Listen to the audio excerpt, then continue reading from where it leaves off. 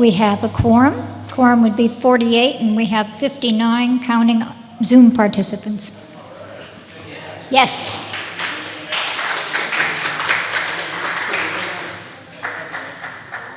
So, Amy, would you do a chalice lighting opening words? And I'll figure out how to light it.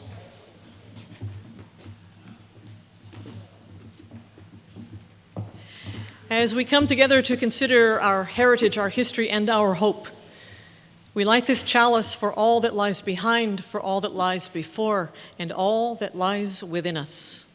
May it be so.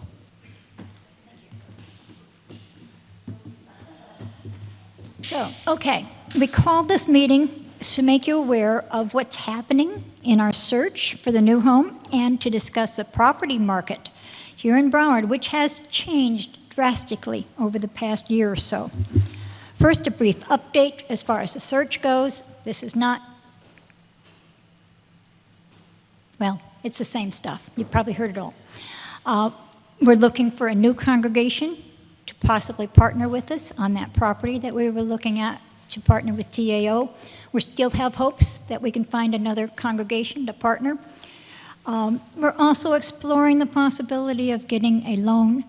However, we're not really optimistic about that number one, we can get one, or that we can afford any more serious debt. So in addition to that, we also looked at a building on Davie Road. Zoning was good, it would work for us, but the building as it exists will not work for us. So not only would we have to tear down at least part of it, if not all of it, we would need to bring it up to city code for a place of assembly. Now, I discovered, in my mind it probably was okay, but the difference between zoning and code. Code is inside, and zoning is the whole property. So code for a place of assembly is different than what the building was, which was a rehab center. So code has to be changed. So we're also looking at vacant land. There's quite a bit out there, still expensive, but there's the zoning. Could be difficult, will be difficult, and the expense of putting in water or sewer or electric, if we need to, will be high too, but we're still looking. We're still optimistic. Now for me, and probably for a lot of you, the worry and the stress of our situation is not the lack of potential, but the lack of answers. And we really can't make too many concrete plans on where we're going with all of these questions. So we don't know.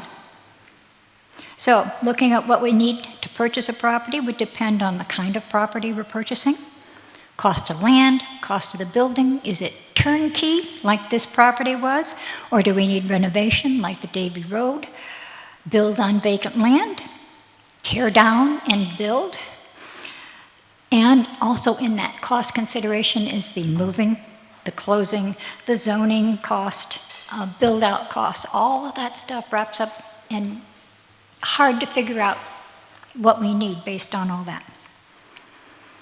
So at this point today, we need to consider two scenarios. One would be the 24/7 rental, finding a place and determining how we're going to afford that for a couple of years while we continue our search. And purchase. Reality is we're probably not going to find something to buy within the next couple months. So we're looking at budgets for next year concerning the 24/7 or purchase. So when we get to a budget discussion, there will be more detail about that. But we need to be prepared to act fast if something comes up. So we've asked Scott and Jen Migliori to share an update with you on what's happening in the market here at Broward. Up to you guys. And, oh, the other thing, the slides, if you can put up the slides now.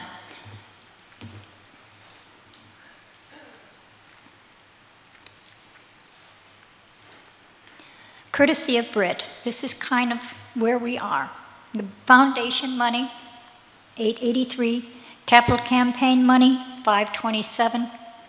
And then the loan includes that money that we received from member loans. So, and those loans were contingent on purchase of a property. Some might be tied into the building we're considering. Others may say, let it ride. So that sort of thing we need to discuss in our capital campaign, and we'll work the details out on that. But that's what we have. And that line up there, the operating costs, they go up. The more loan we have, the higher the operating costs.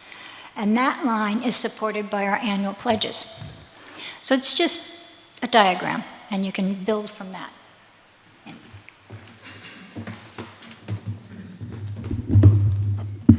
Thank you, Kathy. So we're here today to talk about our current process for buying a new building, for finding a new home, and whether or not we're willing to make any changes to that to make it a lot easier for us to actually be able to find a place. What's going on right now is this is essentially where we're looking. These are our budgetary constraints. The number on the dark green is the foundation amount, the capital campaign has the additional amount, and the amount of the additional loan that we could take out is dependent on our APD, which, as we know, is at 87% of our goal. Our current process is that the new home committee is looking for a home, and finance committee is letting us know how much we can afford based on our APD, based on loan amounts. They're in charge of going out and looking and finding out whether we can get a loan and doing all the math to say, what are our operating expenses going to be with this particular place? What are our costs going to be? Can we afford it? New home and finance both make reports to the board. And at that point, under the current rules, we would have to ask for an additional congregational meeting to purchase that specific property. When we called the meeting, we were hoping that maybe we would have already made an offer on TBI, which we were looking for. But as we all know, we haven't found a partner to do that. It hasn't been listed yet. And we're assuming that it's going to be listed around $3 million, which is more than we can afford on our own. Our recommendation here is going to be finding out whether or not we're willing to say that the board is authorized to make an offer within budgetary constraints, within other constraints, without coming back and asking for congregational approvals after we find the property. Essentially, we're saying we know what kind of property we want. We know that the people who want to go look at new homes are already out there looking at new homes. We know that the board is going to make the decision that it's going to make based on the input from the people who have shown a willingness to provide input. As it stands now, if we make an offer on a property, we would have to put in an additional probably 4 weeks of due diligence into any offer that will say that we are making an offer contingent on congregational approval, which will significantly drive up the amount of money we would have to put in the offer in order for it to be accepted. As you can see, we don't have additional money, which makes it very, very difficult for us to make an offer that is going to be accepted. I know that many of you have not spent a lot of time in the real estate market in South Florida within the last couple of years, and certainly not within the commercial real estate market. Many of you have met my wife, Jen. What you may not know is that she is an attorney at a law firm, and a large percentage of her practice involves working on closing real estate deals from investors to purchase high net worth properties here in South Florida. So she's going to give us a bit of information on how the South Florida market has changed over the last couple years.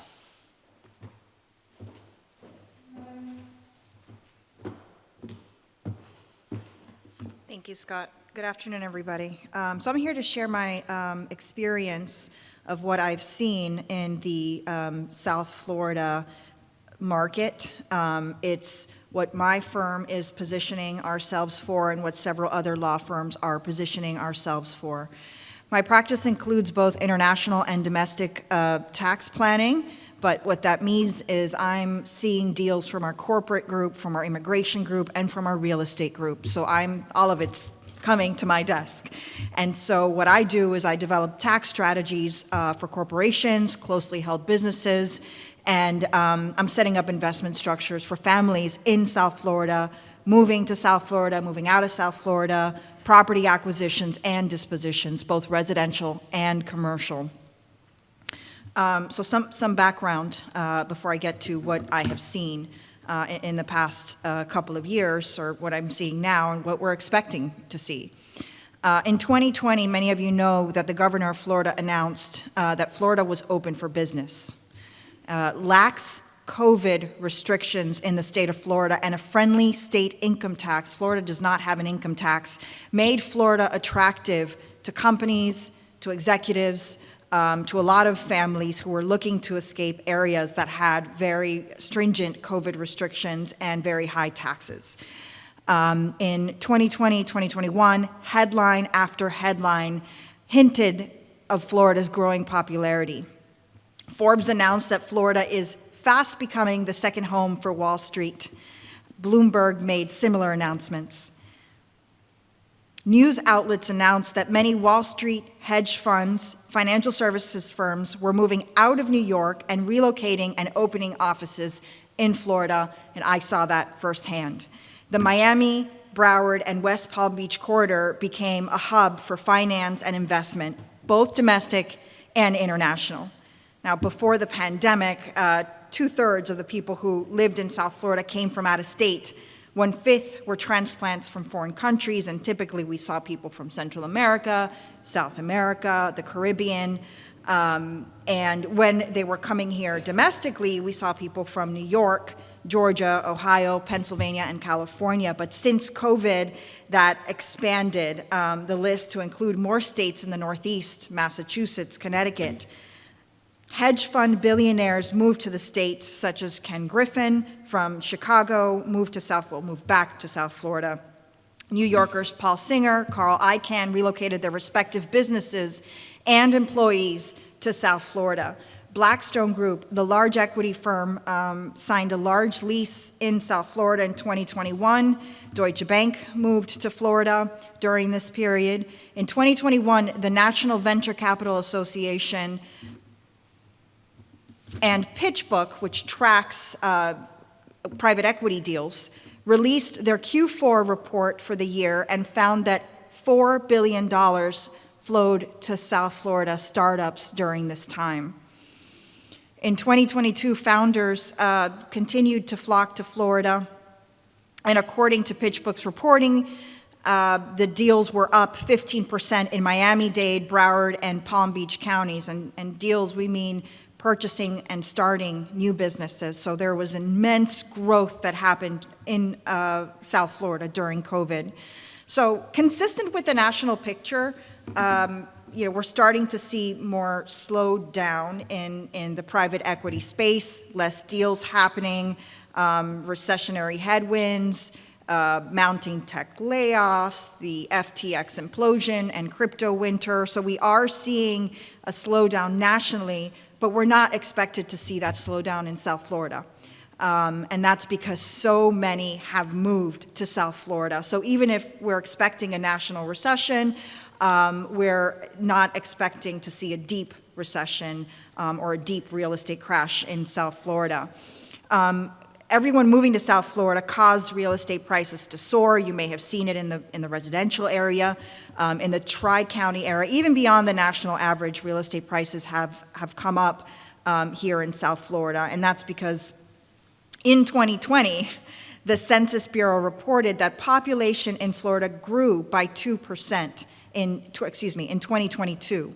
So in 2022, the Census Bureau reported that Florida was the fastest growing state in the United States. And that hasn't been the case since 1957, around the time air conditioner became popular in homes, right? So this is a relatively new thing for Florida, and it may shock people who are from here to see that this has happened. We may not have realized that it's happening, but we're all starting to see the different license plates from different states, and that's becoming more and more common. So the increase in people moving to South Florida causes the demand for services to increase. If people are living here, they need food, they need medical care, they need schools for their children, and they need homes.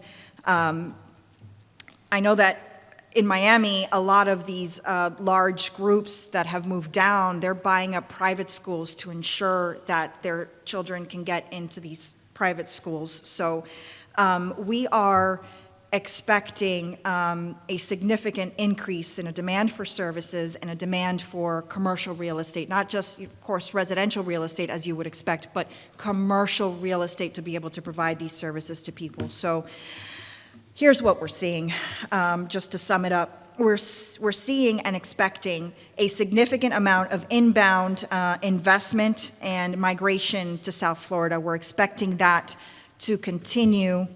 And given, this is the second thing, given the fact that there's a national slowdown and there may be a pullback or a crash in real estate practice throughout the real estate prices throughout the country, we're not expected to see that in South Florida because of the increase in the population. And so, any reduction in prices will be very shallow and short-lived, is what we're expecting. It's what we're bracing for. This is, in closing, not the South Florida that we were 5-10 years ago. This is a brand new place with changes in the population that we haven't seen before.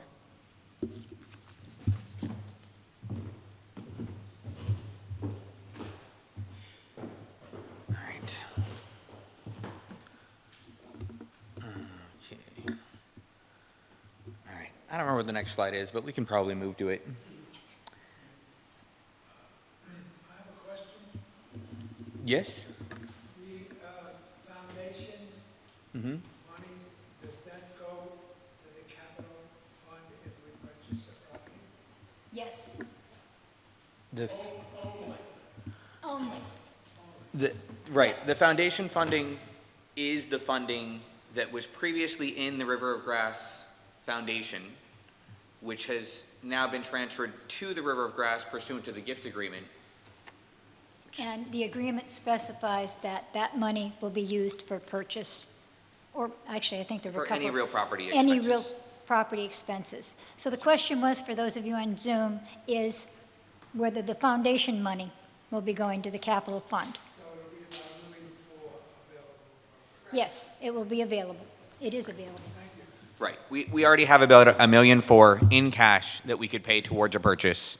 And then the question of how much additional money we could spend on real property, looking at both underlying purchase price as well as build-out costs, renovation costs, costs in zoning, would be based on what our operating costs would be, because of course, right now we're paying rent. We wouldn't be paying rent if we bought the property. We'd be paying some, utilities, but the money that we would otherwise be paying towards rent that is less than whatever our utilities are could then be used towards debt service instead within the same kind of realm.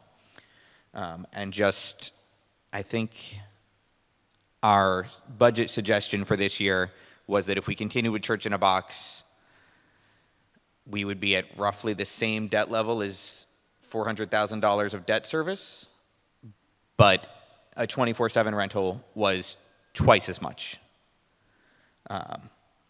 which unfortunately we do not have a slide on. So essentially what we're asking for here is a willingness to change our process. We're not trying to silence the voices of anyone. We're not trying to hide any information. What we're saying is, if you would like to be involved in how much debt we're willing to take on, show up to the Finance Committee meetings. They're very exciting from everything I have heard. At least Britt and Rob are great. And if you care that much, your tolerance for lots and lots of numbers is probably higher than mine. If you want to see what the new home is, get on the new home search committee. You can do that at any time.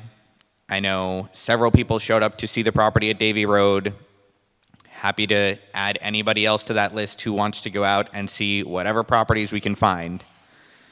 But this meeting is scheduled, and one of the motions that we're going to have in a couple minutes is to waive the 1 day of notice that we are missing from our notice period now that we have quorum, because we have to have 2 weeks of notice before the congregational meeting occurs to call a congregational meeting, which means we have to have 2 weeks of notice plus however long it will take before we can find a venue and a date that works for a congregational meeting.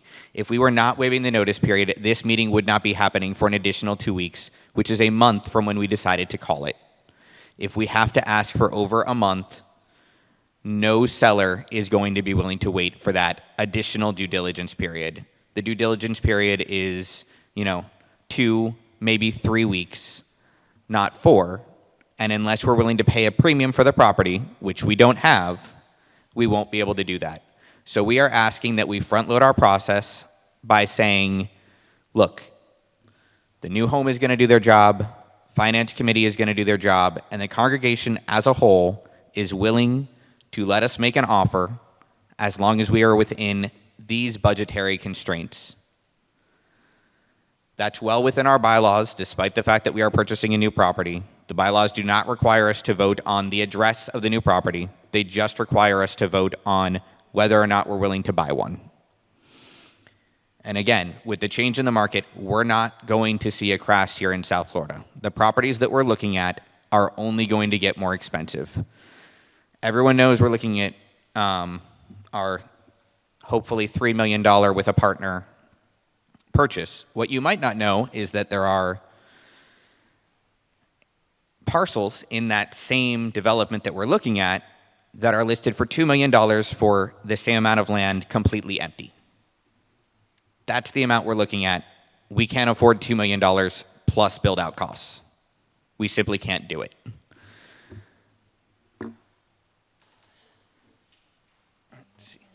So I believe that Britt has prepared a motion. I don't know. Britt, do you want to read the motion, or it's... I have it printed out here. I have it printed out here, and it's available here. And it's a motion to authorize the River of Grass Board to purchase a new home without making the offer subject to additional congregational approvals, subject to the following boundaries. 1, the total cost of the purchase shall take into consideration, as determined by the board, in consultation with members of the new home team and others in the congregation, along with any outside experts deemed necessary, the following costs. A, cost of land. B, cost of building, considering the following elements. 1, is there an existing building? 2, does the building require renovation? Does the property require tearing down an existing building? Does the property require a new building? C, moving and build-out costs. D, professional service and government fees. E, other reasonably foreseeable costs. To clarify, professional services and government fees are things like rezoning, which is a substantial cost if we have to rezone. And what you may not realize is Jen discussed earlier the fact that schools are being bought up by some of the private equity firms moving into the area. Schools are in the same zoning category as houses of worship. So the likelihood, schools, daycares, those are all the same zoning category. So as we add more of those, there's even less land available for us to buy. And the motion 2, the total cost of the purchase shall not exceed the sum of the following. A, the value of the accounts established for the Capital Foundation Fund minus any costs associated with converting the accounts to available funds. B, the value of the accounts established for the capital campaign minus any costs associated with converting the accounts to available funds. And C, the amount determined by the board in consultation with members of the finance committee and others in the congregation, along with any outside experts deemed necessary, that can be borrowed with repayment terms not to exceed 20 years and with repayment amounts falling within the parameters of the congregation's operating budget. Which means if the finance committee does not say that we can support the debt load within our operating budget, we would not be able to make the purchase at that amount of money.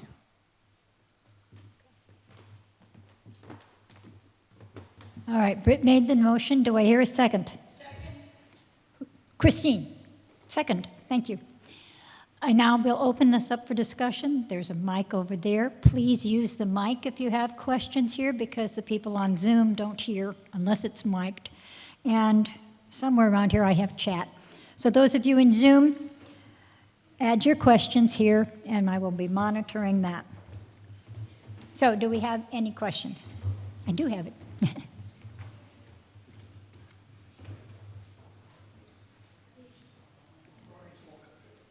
Yeah, walk up to the mic. Roy, come on up.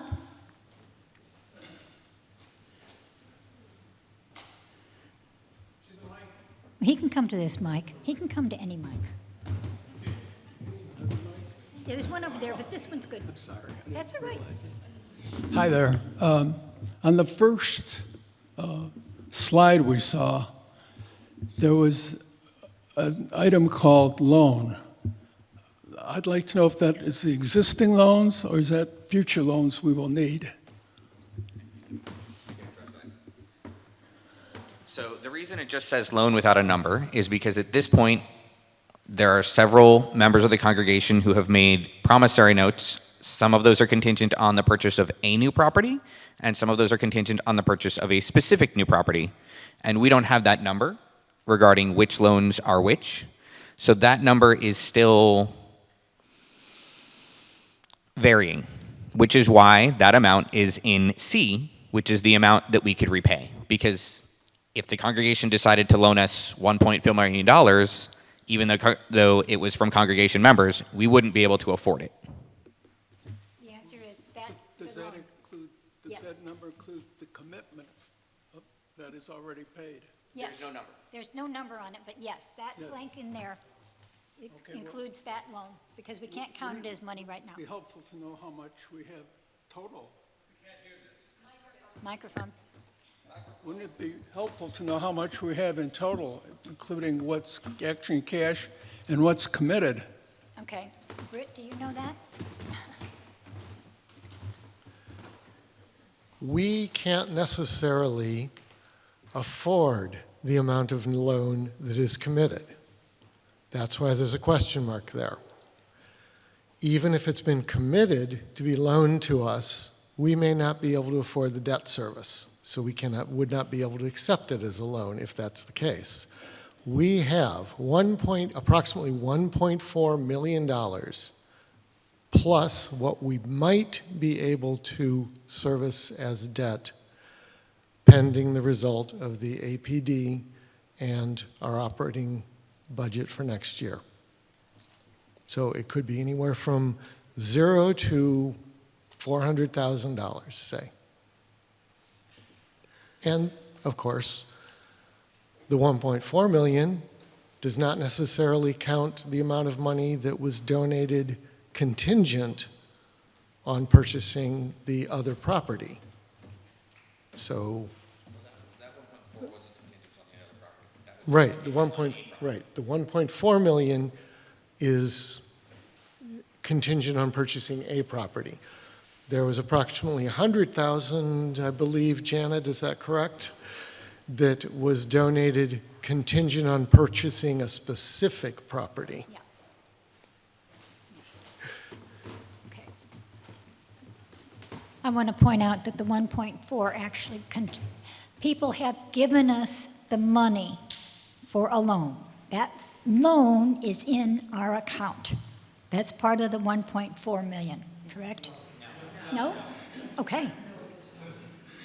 Janet, our treasurer. Okay. I didn't look at You need to this get morning- closer. I don't have access to banks. I know I'm the treasurer of the capital campaign, but I have to contact different people to get the numbers that they have here. I'm hearing now that these numbers don't include, was it 325,000 that we had from members who promised loans, is excluded from this. Kathy asked the question, the people who donated money towards a member loan, do they want their money back right away? And another question is, do they want interest on the money that we're holding for them? Because that money's been given to us. I don't have those answers yet because we didn't get promise cards from a lot of people who gave us their money. They gave money, checks to me and to Kathy, and said, this is towards a member loan, this is towards a donation. But on that form, it also said whether you wanted it for this property and whether you wanted this money back. Whether you're making a donation or a loan, you had that opportunity. A large number of people gave us money, but didn't indicate this on a promise note. So I've contacted them and sent them links to a promise note and asked them to complete it and get it back to me. It doesn't come to me. You do it online, it goes into someplace with, Sandy has a place where it all goes to, and it's kind of like a data dump. And then I go through it and sort it out, and so that I can read it and make reports to you. So I could ask Sandy to go in today on her day off and look for it, but my intention was to have it tomorrow because we plan a meeting with North Star Financial about what we're going to do with the money in the event that we don't buy a property. We're meeting with them this week, so I need those numbers. So I'll probably, in thinking about it out loud right now, I'll probably ask Sandy to go in there and send me whatever she's got, and then I'll get on the phone and make some calls today, because I really don't know everybody who donated money or paid off their old capital campaign. Some people paid off, they still owed money on the original one. They fronted it and they gave it to us sooner than they anticipated, just so we would have the cash. So in all those people, I need to find out, do you want your money back if this building doesn't come through? Or there are other certain questions that I want to ask them. So I don't know. I'm saying I don't know. In a lot of And words. stress, we don't have answers. And I'm going to alternate between in here and online. And from Karen and or Gary, what is the value of the operating account? Have we considered including the operating account for the purchase of the property? We have a checking account and we also have a reserve account that we call the operating reserve. Yes. The Financial Committee is currently examining how much money we need to retain in the operating account for emergency operations and to maintain a, let's call it a major maintenance fund in the case we purchase a property. So yes, we are considering that some of the money currently in the operating account can be transferred to either the foundation fund or the capital campaign fund. I cannot tell you how much that is yet. It is probably less than $100,000. Thank you, Britt. Ken, you're up.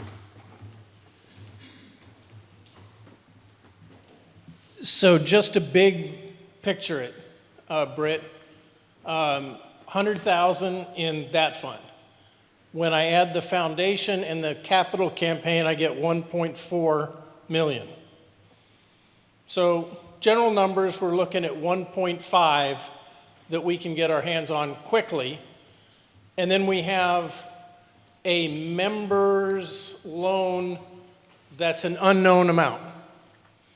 We need to have a number on that so that at least for planning purposes, when we're looking, we can say, okay, this is kind of the numbers we're working for. Now, we may have time because I'm with Steve on our new home search committee. I've looked at 4 properties in the last week, and I'm doing it backwards. I'm going, this is 1.5 acres. This is 2 acres. They want 1.3 million. Sounds great. Just to let you know, call the little phone number on the sign. Is it zoned for? Absolutely. It's zoned for a church. It's permitted for a church. The buyer is motivated. Hallelujah. Send an email out to everybody. Let's have a meeting and a party. Go see the property. Pam does our due diligence. It's not zoned for a church, and the agent is going to say anything she can to get a signature on it right away. So that's South Florida. And thank you, Jennifer and Scott. I didn't get it when it came to COVID and the real estate environment. I'm thinking everybody's working from home now. So all the commercial properties are going to be available. And I'm going to go back to those people who said, no, we won't rent for it to a church. And I'll bet they'd want to now. I called 2 of them. 1 took my call. So the situation is tight. So the situation we got, and then the numbers, it looks like we're looking at 1.5 million, and that results in a debt service that we don't know yet, but that's what we're comfortable talking about. Great. Right? Yes, thank you, Okay. Ken. Thanks. And from the chat, from Rob and Sean, can the board, on this motion, whoops, it moved. Can the board approve an offer by a simple majority? This motion does not specify that. Do we need that in there? There's further chat where I responded to Ron. Oh, okay, further chat. The motion currently does not require a supermajority. If you want to propose that as a friendly amendment, Britt would accept it. So Rob, will you propose that? And Rob says, yes, thank you, Britt. So confirm you wish to propose a friendly amendment. How much? We're carrying on a conversation here.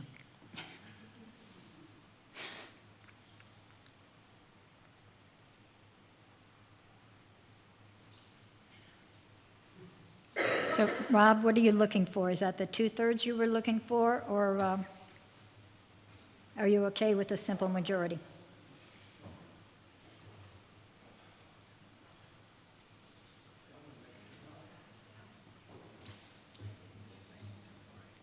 All right, while we're waiting for that answer, Mallory. All right, hello all. My comment, I'm gonna see if I can try to like hold this. That's a little better. Give me a second. Okay, so my comment here is, I'm coming from the perspective of experience as a member of the Board of Trustees during this new home search capital campaign process thus far, since the time that I've been a member of the Board of Trustees since 2021. What I have come to, my current thinking on this is that I'm more or less fine with the board having the authority to make an offer on a property. My point of contention, or concern really, it's more concern than contention, is to see here. The amount determined by the board, could please scroll up a little bit if you don't mind. There we go. The amount determined by the board in consultation with members of the Finance Committee and others in the congregation, along with any outside experts deemed necessary, that can be borrowed with repayment terms not to exceed 20 years and with repayment amounts falling within the parameters of the congregation's operating budget. That sounds all good and well, but it seems to me like we were getting very close to a situation with the property that was in far West Broward, north of 595. I don't know if I'm allowed to actually say the name of that particular property. Am I allowed to say the name of that place? I don't know. I know the merger passed, but I haven't had an official, oh, wait, okay, we can tell everybody. So I think it's still hush hush. There's a place. And it was a wonderful place. And I wanted it more than anybody. But I've come to terms with the fact that we were pretty much going to be in a situation where it was like it's like playing Tetris, but being on a level far more difficult than you're able to sustain. And we might have ended up in a place where we were at a point of financial impasse, shall we say, despite every effort that we could have possibly made to turn that property into a having some money-making venture involved in that. I sort of came, I woke up and I smelled the coffee. Let me just get back to what I'm saying here. I'm saying that I believe that as a board member, that I'm okay with being authorized to vote to make an offer on a property that involves that roughly $1.5 million cash that Ken was saying. Because that's cash that we have. That's cash that we have. I'm a little more concerned with the board, and that soon will not be involving me because my tenure is going to be ending. But I'm more concerned with just the what ifs of the loan that we may attain, if we can get the loan in the first place. I just feel that it puts us in a bit of a precarious situation as a congregation. So that's really what I'm saying. It's not a question, it's a comment. I think that, I'm more comfortable with us being authorized to spend the cash that we have as opposed to getting the congregation involved in terms of loans. But I also understand the implications of that. So please don't think that I don't understand, all of those. Okay, so without C, we cannot consider the amount of any member-held loan. We would have to come back here, and in all likelihood, we have probably somewhere between $300,000 and $400,000 of a member-held loan. And there is a reason that C is written the way it is, which says very clearly it has to be able to be borrowed within repayment terms that are within the parameters of the congregation's operating budget. If we are talking about a significant loan, one that does not fall within the operating budget we have, which is determined by the APD, and we're talking about taking out an actual commercial loan, if we're talking about borrowing a large sum of money, this motion doesn't authorize us to do that. This motion only authorizes us to be within the operating budget as it is. Loan service and rent payments are really not that different. People stop paying their rent when they buy a house because they start paying their mortgage. If the amount that we are paying in rent right now, or in whatever future home we get to, is transferred into paying for debt service, that's a reasonable amount of money to be spending. And it is extremely unlikely that we will be able to find anything within 1.5, especially because, per number one, 1.5 is not just the cost of the property. It is the cost of the property plus the amount necessary for any renovations, any rezoning, any kind of additional build-out that has to happen. It is extremely unlikely that we will be able to do this below 1.5. It's just not going to happen. So making this motion without number C is basically like not making the motion at all. We won't be able to find anything. Thank you, Scott. And I hate this. All right, I've got a comment from Susan Huncosa. I don't think digging into the details is what we need to be doing here at this meeting. The question is, do we enable the board to move rapidly within these constraints? Thank you, Susan. Bev. Okay, are we considering the possibility of getting the land and just one of those huge manufactured buildings, like a giant Ted's shed, to have until we can actually have a real building? Is that an option being considered? Yes, we have considered that. Ken has actually looked at modular homes, which are very nice. You look up online, they're really nice. The problem with it's $600,000 maybe more, depending on, that was what the number I looked at, but I didn't compare it to anything. Plus, if we buy property, we still have to put in water and electric if it's not an improved lot. So, and that can get pretty pricey, as well as Scott pointed out, zoning and getting a zoning change is, number one, really difficult and also expensive. So there are considerations. We're out there with it, yes. Okay. We'll look at that modular. Okay, wait a second. Let me see if there's anything here. All right. Rob says 2/3. So is that a friendly amendment to add that to that? Okay, Britt will accept that?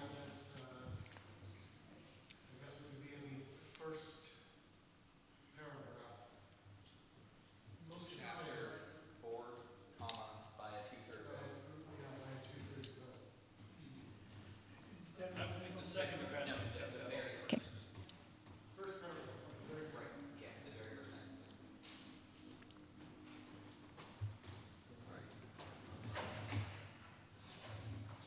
Okay.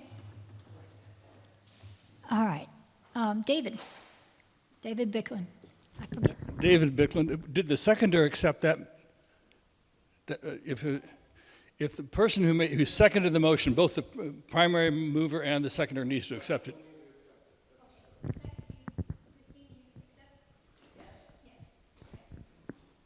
Thank you. David Bicklin. My favorite daughter told me about 3 or 4 years ago, "Dad, don't email me anymore." She said, "I only text." I said, "Dear, what's text?" And so she shows me how to text. And so I learned something. Of course, now I text her, now I email her, and I text her, tell her to look at the email, because otherwise she won't look at email. But I learned something from Mallory today, what Tetris is. I had no idea. It just shows how, so thank you, Mallory, for that information. I had a couple of questions about this. I think I support what you're doing, but I want to know, first of all, do we need a time frame for the authority before it expires? And we don't want this to go on for 5 years. And I don't think we want a separate meeting to say, okay, now the authority expires. Now, perhaps you guys have thought about that.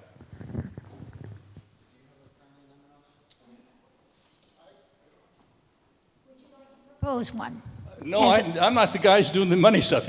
You guys tell me what you think you need. 2 years, 18 months, 3 years? The purpose of And this if you is... think you don't need one, that's fine. No, I absolutely think we need one, because we are at the point where we are either going to find a home and buy it, or we are going to have to reinvest this money in order to afford rent. As I mentioned earlier, finances budget came out, and to continue a church in a box is about the same as supporting debt service on $400,000. I think that's the number we were playing with, on roughly $400,000. So church in a box, $400,000 worth of debt, roughly the same operating cost, roughly the same cost to us. It would cost us an additional $47,000 on top of what our projected budget was in order to rent a 24/7 home. And the proposal from finance, and Janet referenced this, was to reinvest all of this $1.4 million we've been talking about and use what we would hope would be enough interest to pay for that. We simply can't afford a 24/7 rental unless we are able to use dividends from the $1.4 million that we have to pay for the 24/7 rental until such time. So if we do not find a property within probably the next 6 months, we're going to have to reinvest that in instruments that will require us to go in for 2 or 3 years and enter into a rental agreement, 24/7 rental agreement for 2 to 3 years, and we'll be locking ourselves out of buying a property for the next 2 or 3 years. Which is to say that I would propose a friendly amendment here to say that this authority expires within 6 months. Not later, we need a date, not later than what? The authority expires not later, and that's the easiest way to do it, whatever that would be. Yeah, From let's this put it- date today? Well, that would be October 1st. Okay. Okay, all right. We open this to discussion? Yes, hang on. First of all, I need to know if that amendment, friendly amendment, is acceptable. Britt,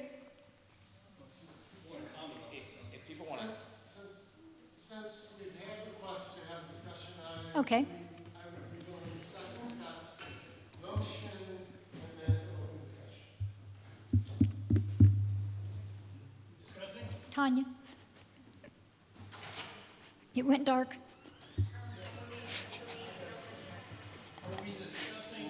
All right, first of all, Milton, I know let's talk about this amendment for the time being, okay? And if you need to sit down, please take care of yourself. All right. And then Linda is there too.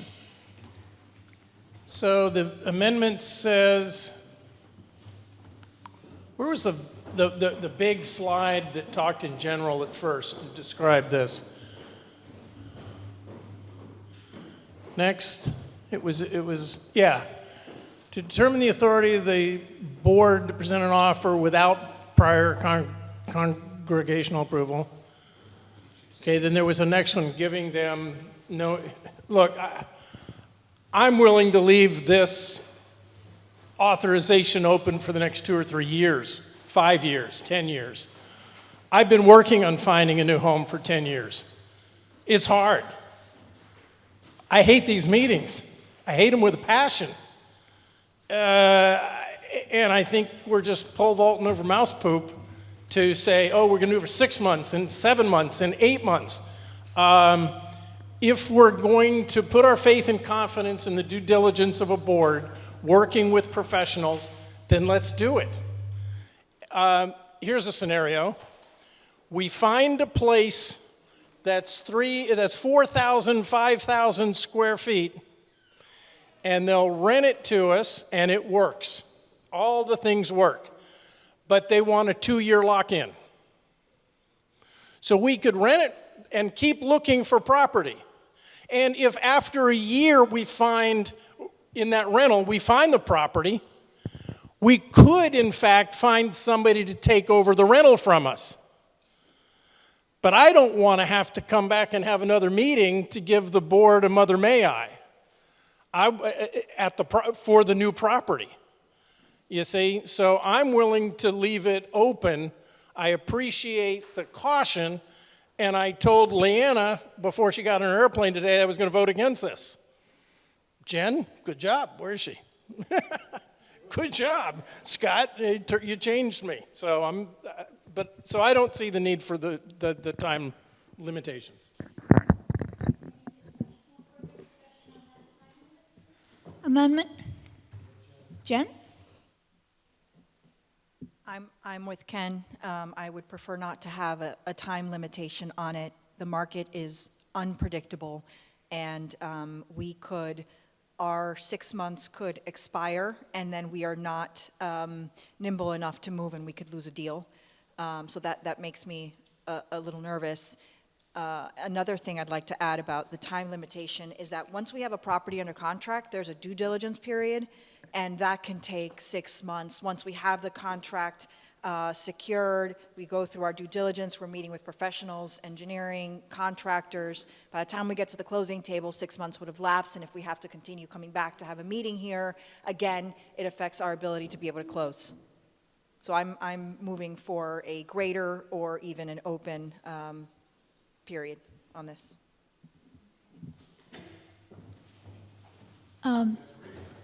Rita? Are you addressing this? And before you do, Tanya, I need your help. Are you here? She left. Okay. I lost Zoom. Thank you.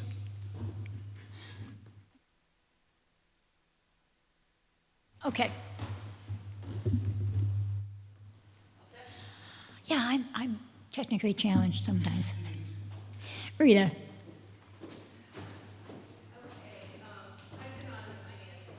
Since I came to River of Grass, which has been 7 years.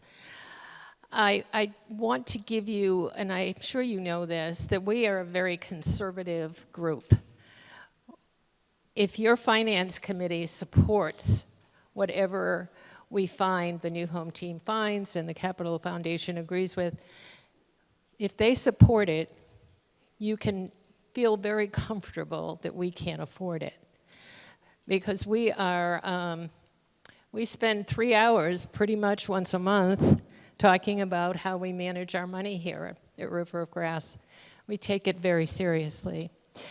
Now, the other concern that I do have, and I want to be sure we know this, that if we decide to find a property and it takes us however amount of time to build out, find, all of the permits and everything that we need to do, we still need to be renting space somewhere.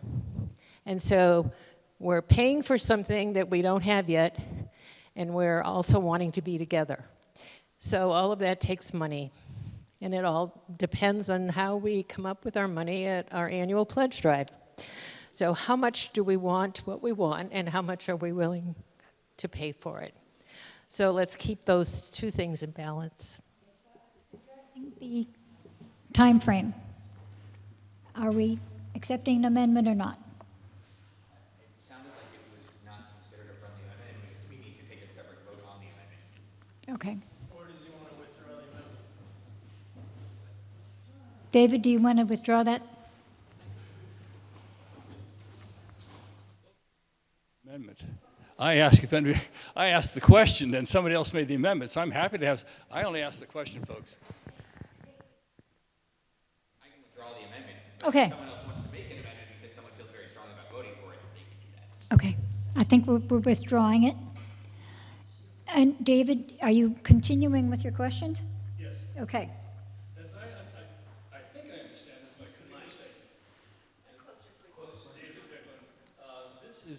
This gives the authority to the board to make decisions about our purchase or rental of a new home. We have to do this because our bylaws do not give you authority to do that. Is that correct? The bylaws say the congregation has to vote on the purchase of a property. Okay.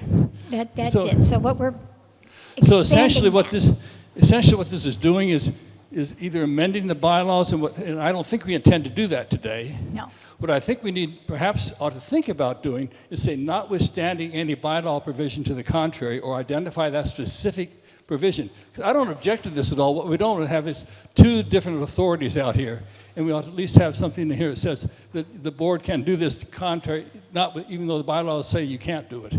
Okay. I think Scott addressed this in the beginning, and if you'll go through that again. Yes, to be clear, this is the congregational approval to purchase a new home. We are voting before we find the specific property instead of waiting to find the specific property and then voting. The bylaws only say that the congregation has to approve the purchase of a new home. It does not say that the approval has to take place after we find it. Reading of this and the bylaws together say that this is in fact implementing the bylaw provisions that says that the congregation has to vote to approve a new home. Is that correct? Yes. Thank you. Okay, moving right along, I'll go back to Zoom. Milton, come on up here, Milton. I know if anybody lives in a condo and worked on their budgets, insurance has skyrocketed. Is the cost of insurance taken into consideration, being it's tripled, if not quadrupled, in South Florida? Very most definitely. We have one of the most thorough finance committees. When they propose a budget, they do their research. And yes, insurance is critical. We don't function without insurance. That's included in these numbers. Yes, Thank you. and we don't pay taxes. All right, we have some comments here and continue to line up from David and Elise. I agree with Ken and Susan. I have faith and confidence in our board and committees.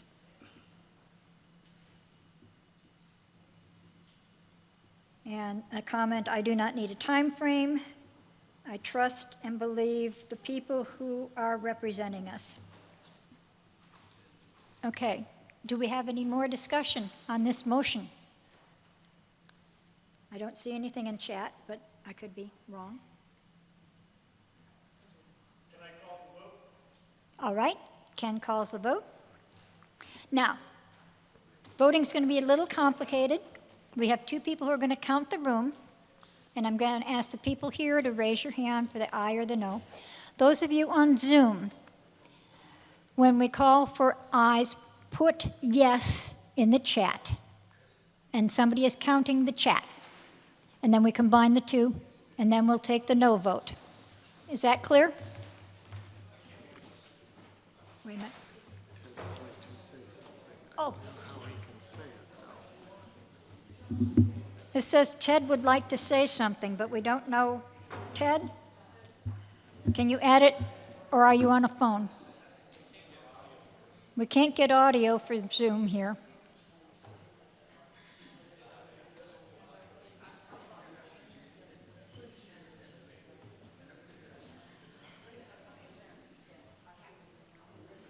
So can you type it in, Ted? Type it in chat. And I'll let Linda. Okay, somebody's typing for him. Linda. Yeah, Closer. I would feel more comfortable with a private vote than simply a raise our hand vote. That's my opinion. Okay, all right, we can do that. I'm not prepared for it, but we can do it.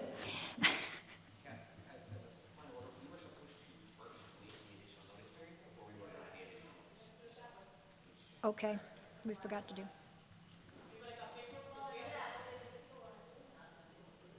Yep.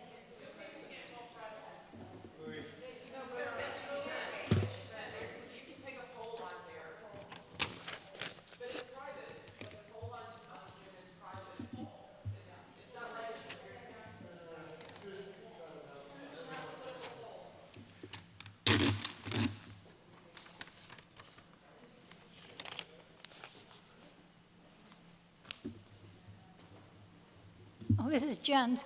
Jen, you had paper in your hand.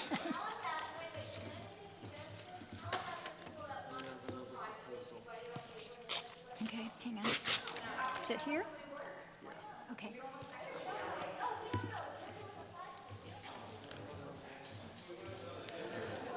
I'm sorry, I missed all of that. Where's the order of service? We can also tear that up.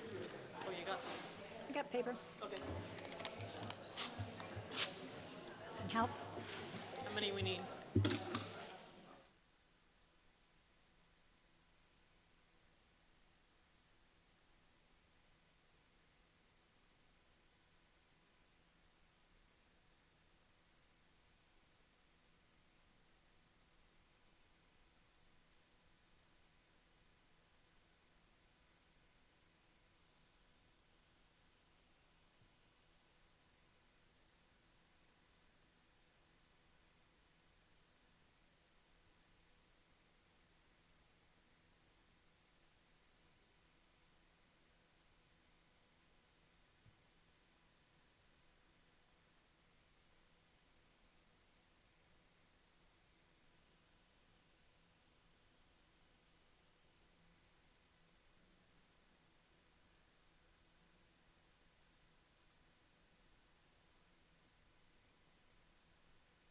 No.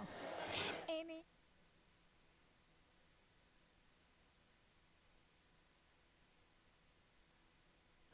All right, ballots, raise your hand if you need a ballot or a piece of paper. We'll get to you. And also, we'll collect them in a hand. All right, hang on just a minute. And Ted has added, or Susan's added. All right. Okay, here from. Okay, before you vote, although technically it's been called. So the question has been called.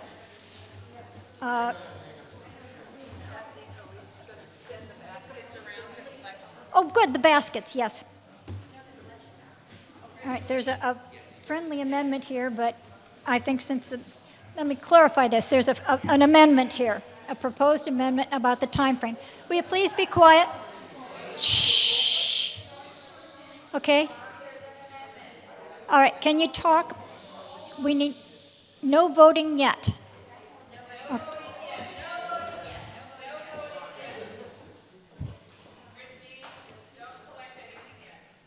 Thank you. I believe there's something from Elise proposing a time frame. The question has been called, so there should be no further discussion. Am I correct in that? No. No?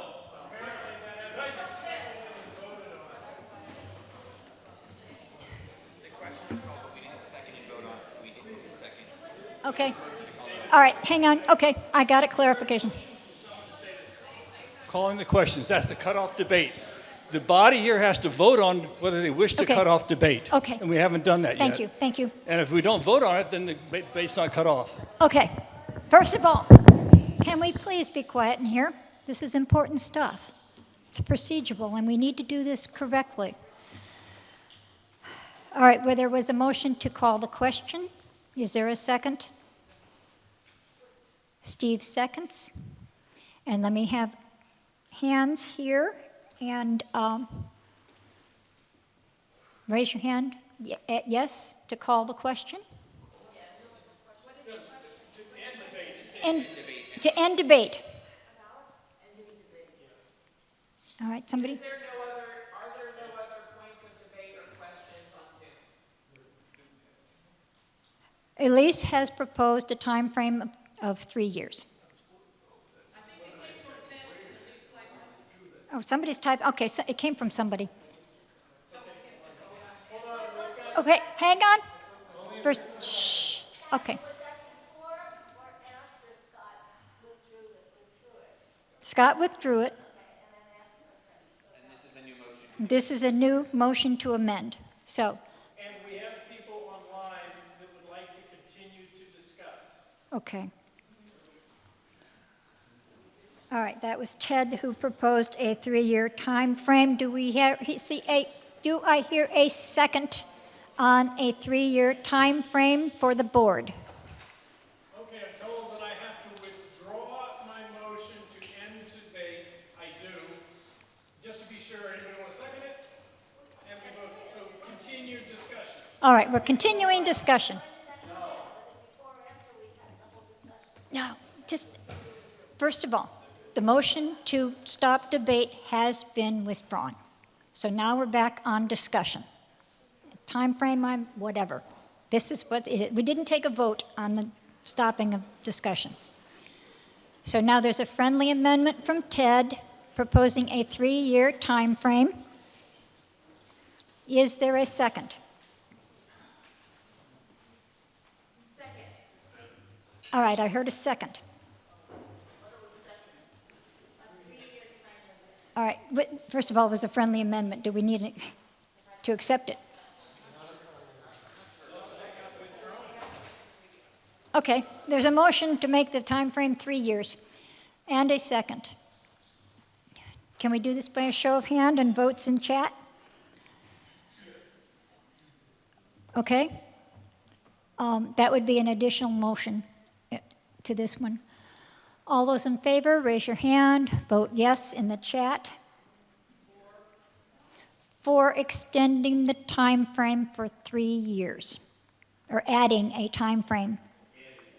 Adding a time frame of 3 years, which would be March of 2026. I see no hands here.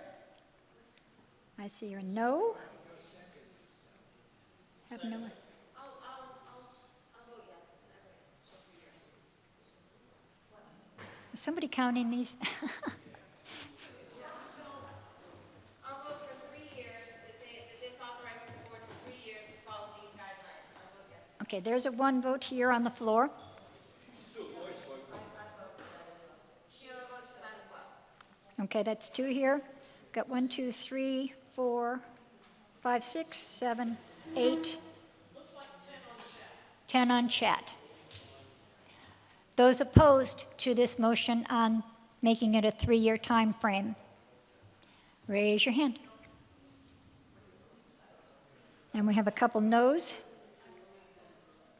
in chat. It certainly, yeah, okay, motion is defeated. Okay. Are we still discussing? Are we still discussing? Is there anybody else? Well,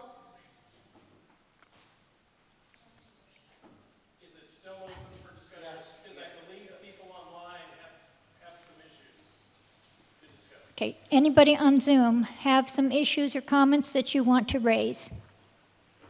Anybody here in the room, come to the mic. And here's Linda. Linda.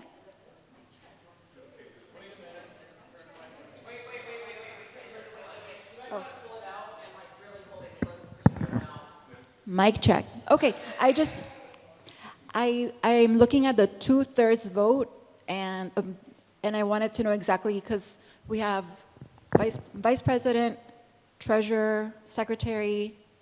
I'm trying to think exactly how many people would get to vote no, and out of the board. Okay, we to have, get, so since the chair does not vote, there would be 7 voting board members, if they're all present. Which so they how much is usually are. 2/3? 2/3 of 7 is,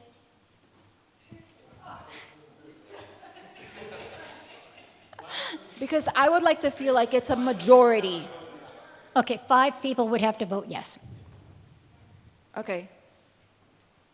I would prefer 6 out of 7. That's what I would prefer, 6 out of 7. Yeah, I make a motion for a majority, which for me would be 6 out of 7 board members to want to move forward with that. No, simple, okay. Simple majority would be there's 7 people, 4 vote for and 3 vote no. Simple majority would be the 4 carries. So you're talking about a super majority of 90% of. I would love for everybody to agree, but I'm willing for one person to say no. That's what would be my preference instead of 2/3. But I'm just proposing it as something to discuss, as many things to be This discussed. is actually, all right, this is actually a difference between 5 people. About you, I can stand up here and propose something Yes, and present and we it. love you for it. And I appreciate it. Hang on just a minute. That would be a difference between 5 people voting or 6 people voting for it, to be clear. Okay? Correct, because it's 7 people, right? 7 is the total that can get to vote. On the board, yes. Correct. So I would love for 6 out of 7 Okay. of the board All right, to agree. clarification from Scott. I have a point of clarification on that motion, because the 2/3 vote would usually be 2/3 of quorum for the board, which is to say the board members who are present. If we address it as 6 out of 7, if 2 board members fail to show up for the meeting, we just can't vote on it at all. This is an important enough meeting that I think the board members, everybody should get to vote. I absolutely think that everybody should be present for the vote. Okay. But if we say 6 out of 7 and 2 board members decide to not show up, we can't vote at all. Or in the hospital or anything. They can call in. Whereas please, if they're not going to be in the hospital. I'm just saying I would prefer a higher majority than a 2/3 majority. is your motion then for a supermajority, or is it specifically for at least 6 out of 7 board members? Specifically 6 out of 7. Supermajority means 7 out of 7? No, that's unanimous. What does supermajority She is mean? I'm sorry. She's calling for 6 out of 7, specifically 6 out of 7. I got this here. What do we got? Hands up. Oh, okay. I don't have any, well, hands up on Zoom. We cannot do audio on Zoom. That's why you need to add your comments into chat. Hang on, I just was shown that there are people with their hands up on Zoom. Unfortunately, hands up don't work in this situation because we can't hear you. So you'll have to put your comments in chat. Now,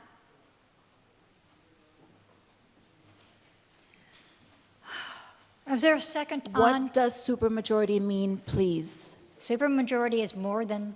5 out of 7 is already supermajority. Yeah, 5 out of 7 supermajority. Okay, I want 6, 7. 6 Okay, out of 7. that's what we got. This is her motion to make it 6 out of 7. Where am I? I'm lost. I got a comment on that, Wait a minute. Kathy. Has anybody seconded that motion? Catchy motion, second the motion to make the vote 6 out of 7 board members.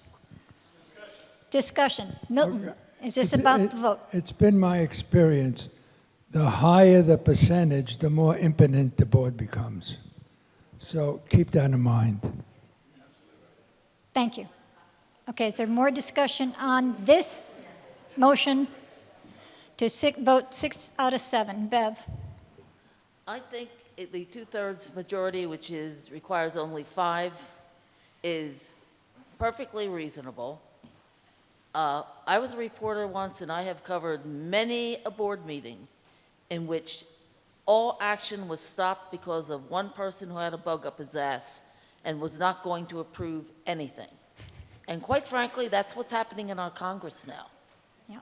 So I don't think we have any of those on our board, but, you know, let's not lock it in. Right.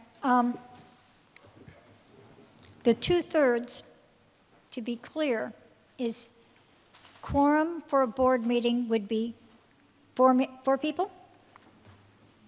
And if there are 4 people present at this vote, two-thirds would be 3. So the two-thirds is a little looser than 6 out of 7. But I don't think, well, I've never had 4 people on the board for this type of meeting. Okay, Zoom is off, they've lost the meeting. So they're not. Zoom is lost, they've lost the meeting. Okay, thank you. All right.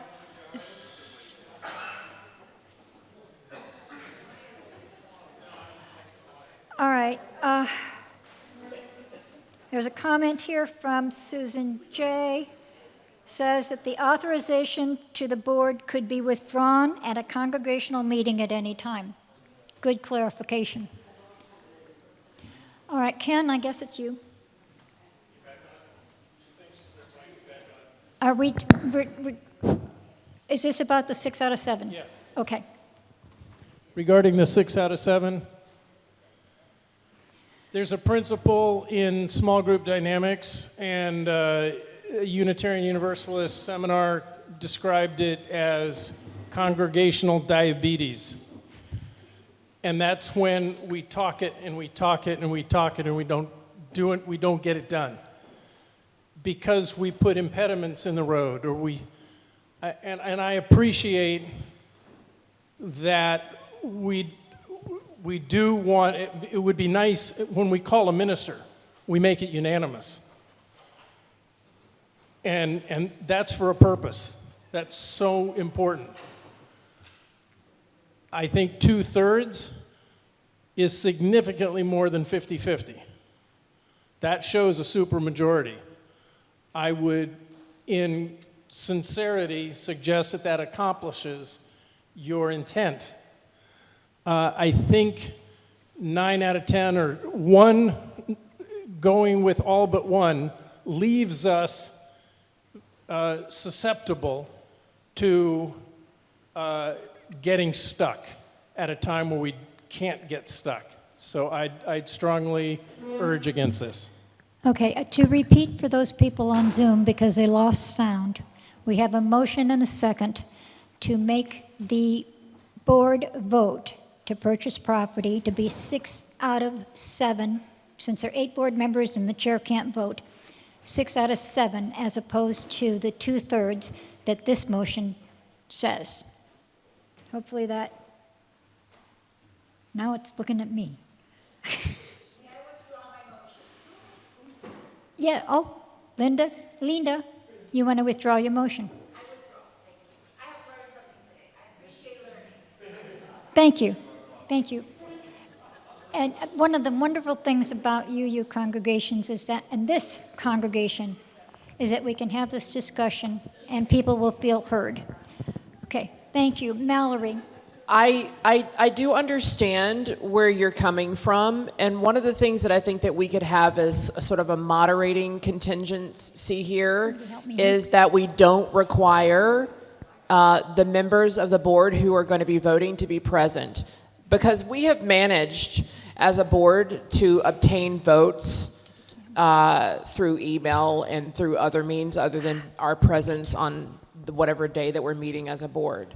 So if for whatever reason someone is unable to attend, then I don't think that this should, as a board member, I don't think that this should prevent them from having their say in a matter that's so important. Now, I don't imagine that there's going to be a member of the board who's going to be like, we're going to be voting on whether to buy something. I'm going to take off, but see you, thank you so much. And this also prevents any kind of, political machinations from happening through people's choosing to be present or not present. So this is what I would like to suggest as a caveat here that might make everybody happy. Okay. Let me repeat, that for this vote, whenever that may come, if and when that may come, that the board members can submit their vote on yes, no, abstain, however they're going to vote, whether they are in person or in attendance at the board meeting or whether they are not. Okay. That particular, they can attend by Zoom. And I have been advised that we need a little, Zoom gone again? Anyway, we need to have a little tiny discussion about procedural. The bylaws require a 14-day notice for a congregational meeting. Technically, 14 days would have been 2 weeks ago Sunday. The notice went out on Monday. So that's 13 days. Can I hear a motion to waive that for this? All right. Pam makes the motion to waive it. Ketchy seconds. All those in favor? Thank you. All right. Do we have Zoom? Kathy, Yes. we keep losing Wi-Fi. We keep losing the people on Zoom. Oh. And everybody who doesn't need to be on Wi-Fi right now, please get off with your phones. Just thanks. And I'm going to stay on so I can talk with Kathy. All right. Is there any further discussion?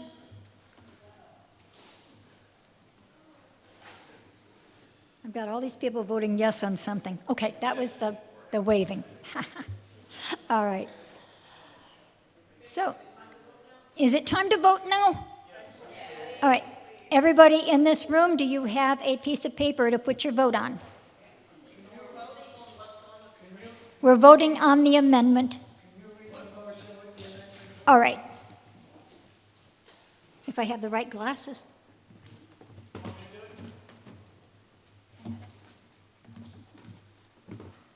I know you got a big voice. All right. The motion to authorize River of Grass Board by a 2/3 vote to purchase a new home without making the offer subject to additional congregational approvals, subject to the following boundaries. Total cost of the purchase shall take into consideration as determined by the board in consultation with the members of the new home team and others in the congregation, along with outside experts deemed necessary, the following costs: the cost of the land, cost of the building, which would include elements like, is there an existing building? Does the building require renovation? Does the property require tearing down an existing building? Does the property require new building? Considering moving and build-out costs, professional service and government fees, which would be zoning and that sort of thing, and other reasonable, foreseeable costs. Number 2, condition would be the total cost of the purchase shall not exceed the sum of the following: the value of the accounts established in the Capital Foundation Fund minus any costs associated in converting the accounts to available funds, the value of the accounts established in the capital campaign minus any cost associated with converting the accounts into available funds, and the amount determined by the board in consultation with members of the Finance Committee and others in the congregation, along with outside experts deemed necessary, that can be borrowed with the repayment terms not to exceed 20 years and with the repayment amounts falling within the parameters of the congregation's operating budget. That's about as well. Point of order, is that a A and B, or is that all one motion? That's all one motion. Yes or That's all one motion. So those of you here, please use your ballots and vote, yes or no. So, Ted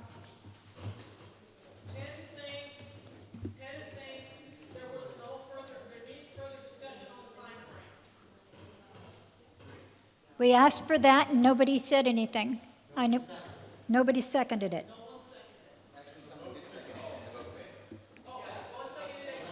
Oh, okay, the vote failed. What vote failed? Okay, we have 14 yes votes. Is there anybody in the chat that's voting no?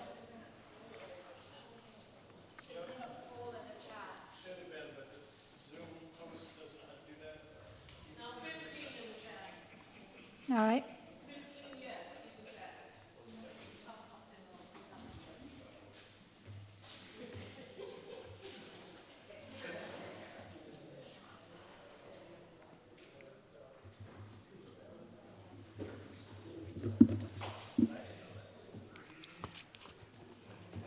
Thank you.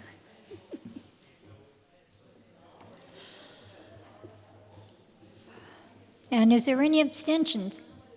That should be on the vote too. All right, is there any? All right, yeah, we didn't, yeah, this is either yes or no. Right. I was hoping that. Zoom people, those who vote no, please put it in the chat. All right. Two noes in the chat, that makes it 4, and 45 yeses. Motion carries.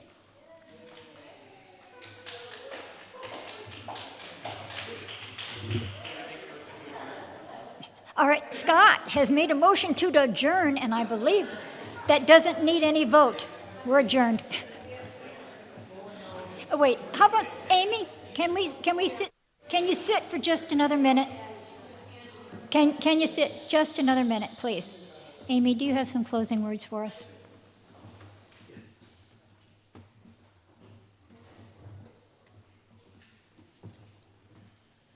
What a beautiful, messy thing democracy is.